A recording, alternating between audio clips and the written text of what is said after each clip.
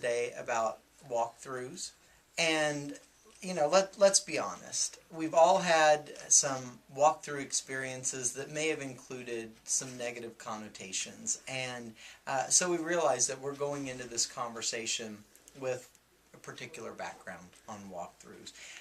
I know here in Park Hill we've used the Marzano checklist, and we've used electronic means to communicate what we've seen in a brief visit. But what we found is that really checks and boxes didn't seem very valuable to teachers, and really they weren't incredibly valuable to us either. So we stopped doing it. Honestly, we know that that kind of walkthrough feels evaluative even though it wasn't meant to be, but those feelings were still there. At that point, we didn't really have a lot of latitude to tweak the checklist, and so there was some frustration by the limitations on that kind of form. And yet there remains that challenge to have instructional walkthroughs. And so that's what we wanted to talk with you about today, is our plan that Rachel and I have worked on bringing back walkthroughs in a more structured form here at Union Chapel. Well, we spent some time doing some research just to get a feel of what is out there with walkthroughs, because we have had a structure that has been given to us in the past, and we had a little bit more flexibility. And so we found a resource that we really both like. It's called the 3-Minute Classroom Walkthrough, and it just really felt good when we were reading it, and just the information and just the freedom for it to not be really structured but be more informal.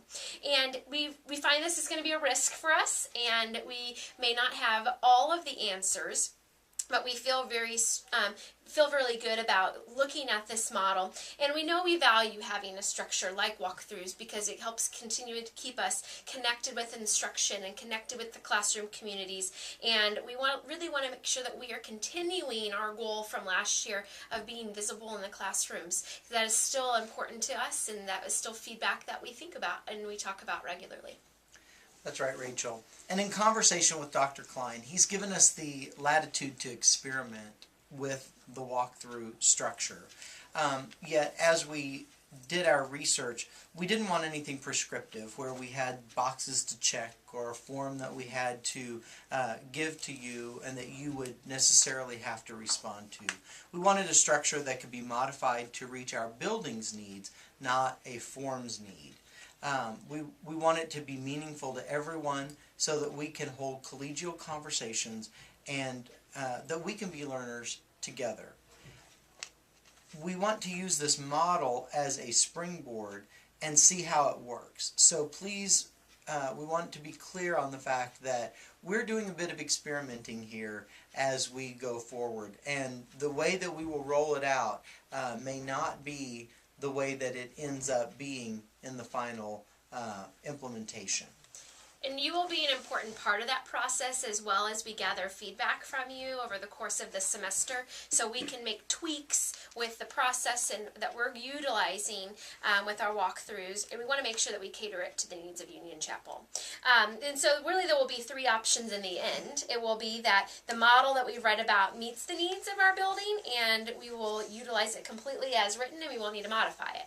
Then the second option is that we will modify it in ways that it will resemble the model that we've read about, but it really will be more of the UC way of doing things. And then the third option is we would be open to saying, this doesn't work for us, it doesn't feel right for us, and so continue to research other options on our own like we've done. So we just want to take some time now to give you a brief overview of what the 3-minute classroom walkthrough looks like and feels like. That's right. Get us started. The walkthrough structure we've chosen has 5 key ideas. The first is really the main idea as far as I'm concerned. It is a short, focused, yet informal observation with frequent short classroom visits of 2 to 3 minutes per visit, a short snip. Now, what we know from research is that teachers make about 1,000 decisions a day, and we will be there for a walkthrough for 2 to 3 minutes. So we will be seeing 5 to 10 decisions. There's no way to judge overall big chunks of your day in a 2 to 3 minute snip. The purpose is for professional growth, not an evaluation, because this is a very short window. And we may see, possible areas of reflection, because it will be obvious in that short minute information about curriculum decisions that are being made and about instructional decisions that are being made, and being able to help with student behavior as well. And so there will be things that if we make a comment or we ask some questions, it will be for you to decide if it's of value to you, not for us to decide if that's something that is important. And so we will be giving the feedback to you, maybe not every single time we walk in, or not even the feedback, but the ideas every single time we walk in, but every few times that we are in there. So don't be afraid if you don't hear something right away afterwards. That's right. And for the first 3 or 4 times that we come in with this model, we will not provide any feedback for reflection, because we'll just be getting accustomed to it, and we need that 3 to 4 times of visiting before we'll even have enough information to give you something for reflection, if even then. Now, there is a curriculum as well as an instructional focus to this walkthrough structure. It is connected to what is taking place with the written curriculum, because obviously classroom instruction should reflect what's written in the curriculum. And also then looking at the instructional decisions that the teacher is making, not with judgment, but with observation, and then of course perhaps following up with something for reflection. And follow-up again wouldn't occur on a regular basis. It would be more on an occasion, and so with every visit you won't necessarily receive a page that has boxes checked, because that's not what we would utilize anyway, but it would just be able to have some conversation notes that we would have after we've been there again a couple different times.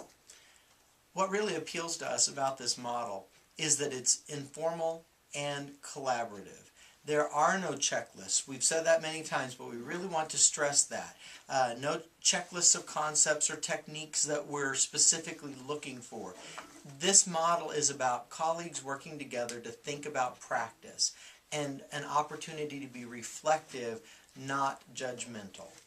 Which I think has an approach that it's not a gotcha approach, which I think had the feel from our previous model, even though that wasn't the intent, because it's really looking at what's happening in that moment. And I know many times we would hear, oh, if you had been here 5 minutes earlier or 5 minutes later, you would have seen exactly what you were looking for. But not having look fors, it leaves it a little bit more open. And it's not to embarrass to put any teacher in a defensive posture or defensive mode. It's really there to help support what's going on in that moment, because there's a lot of wonderful things that are happening in the classrooms. And the goal is to be collaborative and have thoughtful interactions about our practice and having conversations about our practice. We have an amazing job and we're an amazing profession, and it's just the goal is to have conversations about our profession. So the focus is on teacher development and not just conformity to a specific mold. That's right. Reflective questions will be posed at various times, not necessarily after every visit. And it's your choice as to whether you're going to answer those reflective questions that we pose. It's truly optional. The invitation will be extended, but it's up to you whether you respond. It's kind of like some of our optional meetings. It's entirely up to you whether you participate in those or not. It will be up to you whether you respond or not.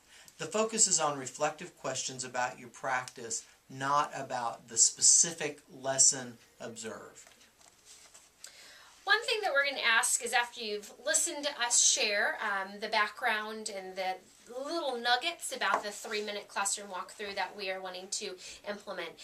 We have a document available for you on Blackboard as well that will allow you to see some of the notes that we have been talking about today for those that want to be able to read information as well as hear it. And then we're going to ask for you to do a reflection. And we're going to ask for you to do a reflection in a different way. We're going to have an electronic reflection. And it's not necessarily a dialogue or discussion, it's just really posting ideas of what you were thinking about what we've shared with you today. And literally, we're going to use a site that will help you post, using electronic post-its, your thoughts and your reflection ideas about some specific questions that we have posed. So you will be directed to a website called linowit.com, and it's literally www.linowit.com. And you will all have the same username, and I'll have the same password to get on this website. And the username is Union Chapel with a capital U, capital C, and the password of Gators with a capital G. And that will allow you to be logged into this program. And you will find a canvas that says walkthroughs, because that's our focus of discussion or our focus of reflection. And you will find that canvas and see then the questions that we have posed for you there. That's right. Then you will click on one of the colored sticky notes at the top right hand of the canvas. A window will open and you can begin writing your reflection. When you're finished typing, click Post at the bottom right hand corner and your thoughts will appear on the canvas. You can then move those sticky notes wherever you would like on the page. Sticky notes can be moved around so that everybody's won't be on top of one another.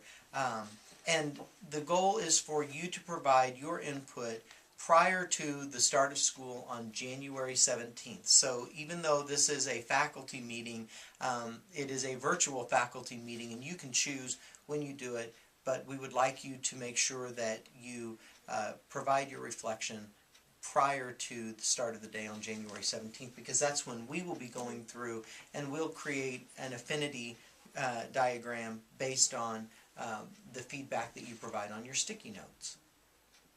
Thank you for listening to our information on walkthroughs. We're really excited about this process and looking forward to implementing it across our building, and really excited about you giving feedback that will help structure the way that we conduct walkthroughs here at Union Chapel. Thanks so much.